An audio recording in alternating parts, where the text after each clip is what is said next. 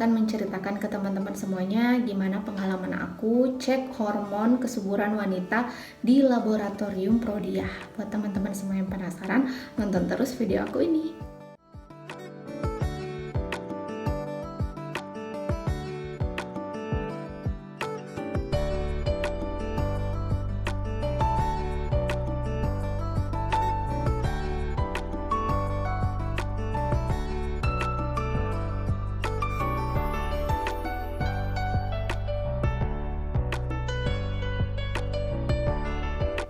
Jadi untuk menunjang program kehamilan aku kemarin itu, aku disarankan sama dokterku untuk melakukan cek kesuburan. Jadi aku disuruh ke laboratorium Prodia dan ini hasilnya. Hasilnya tuh keluar tanggal 7 Februari 2021 di sini, dan dalamnya tuh udah ada beberapa hasil dari cek hormon kesuburan yang udah aku lakukan. Jadi caranya tuh aku diambil darahnya, aku tes darah, diambil sekitar 1 tabung, kemudian dikirim ke Prodia di Jakarta. Jadi di Makassar itu darah kita yang dari Makassar tuh dikirim ke Jakarta dulu, baru hasilnya nanti dikirim lagi ke Prodia yang ada di Makassar. Jadi darahku diambil 1 tabung di bagian dalam lengan aku. Nah, waktu itu aku mau video tapi petugasnya ngelarang, jadi aku videonya setelah diambil darahnya. Dan total keseluruhan aku ada 8 jenis hormon kesuburan yang diperiksa sama 1 analisa sperma, jadi jumlahnya semua 9. Tapi dokterku belum menganjurkan untuk suamiku menganalisa sperma karena yang diperiksa pada saat ini tuh hanya fokus ke aku dulu. Jadi hormon kesuburan yang dicek itu ada 8. Yang pertama FT4, TSH, FSH, LH, AMH, estradiol, progesteron, prolaktin, dan yang terakhir itu analisa sperma. Untuk FT4 itu adalah tes yang dilakukan untuk mengetahui hormon tiroid seseorang. Jadi pemeriksaan ini dilakukan untuk mengetahui apakah ada masalah di kelenjar tiroid seseorang.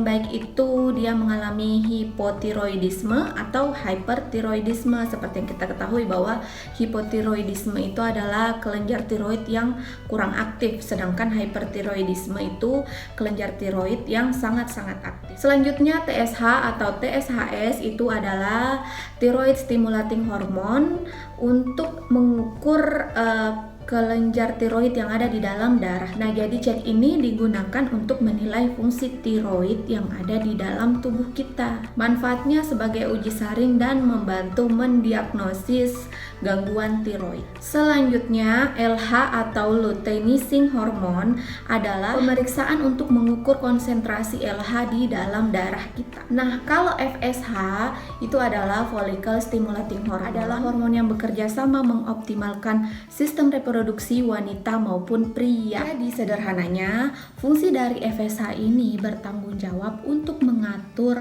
produksi sel telur pada wanita dan sperma pada pria.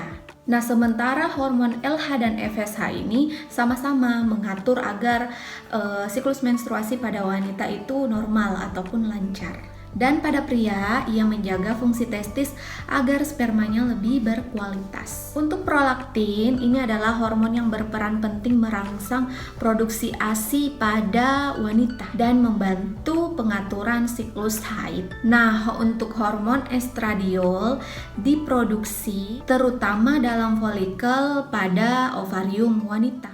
Untuk hormon estrogen, ini adalah salah satu hormon yang penting dalam pengaturan siklus reproduksi wanita. Estrogen ini sangat penting untuk mengembangkan atau pemeliharaan jaringan reproduksi wanita seperti payudara, rahim, ataupun ovarium. Progesteron sama dengan estrogen, jadi hormon ini juga adalah hormon yang identik pada wanita dan berperan pada proses kehamilan serta persalinan. Nah, jadi hormon ini turut andil dalam siklus menstruasi dan masa pembuahan dan membantu mempersiapkan tubuh berjaga-jaga apabila ada sel telur yang akan dibuahi, dan juga membantu menebalkan dinding rahim pada wanita. Nah, untuk AMH atau anti Mullerian hormon, ini tuh jenis pemeriksaan hormon yang paling mahal karena di Prodia itu harganya sekitaran 800.000 dan ini adalah hormon yang berada pada jaringan reproduksi baik wanita maupun pria.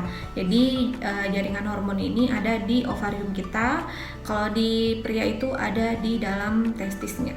Tes AMH ini juga dapat mengetahui atau mengidentifikasi kapan kita akan menopause atau kapan kita menopause secara dini, sehingga dokter dapat melakukan perawatan kesuburan kalau kita mau melakukan program hamil.